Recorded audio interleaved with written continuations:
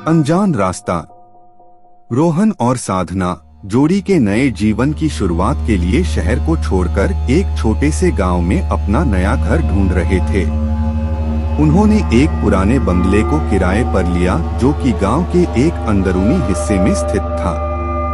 पहली रात से ही बंगले में कुछ अजीब घटनाएं शुरू हो गईं।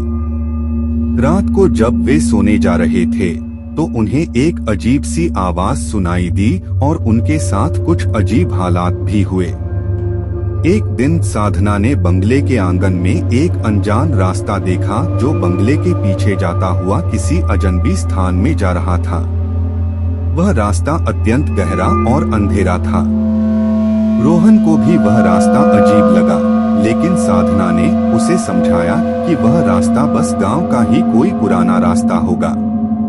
पर उनकी शक्ति खोजने की इच्छा ने उन्हें वह रास्ता जाने के लिए मजबूर किया।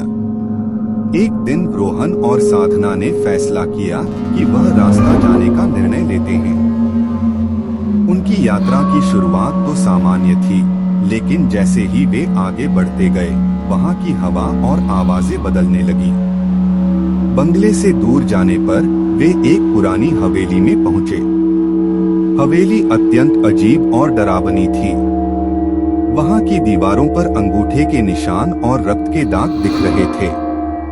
जब वे हवेली के अंदर गए तो वहां से उन्हें वही अजीब आवाज सुनाई दी और उनके सामने एक डरावनी तस्वीर थी जिसमें एक औरत अपने बच्चे को मार रही थी। रोहन और साधना डर गए और जल्दी से वहां से बाहर निकलने का फैसला किया। जब वे वापस बंगले की ओर लौटे तो उन्हें लगा कि वे वही स्थान वापस आ गए हैं जहां से वे शुरुआत में चले थे। उन्होंने अब समझा कि वह अनजान रास्ता उन्हें वही स्थान ले गया था जहां उन्होंने कभी जाने का फैसला नहीं किया था।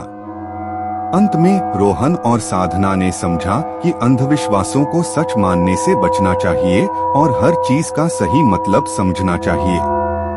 उन्होंने अपने अंधविश्वासों को पार किया और अब वे खुशहाल जीवन जीते हैं जिसमें उन्होंने अपने अंधविश्वासों को पार किया।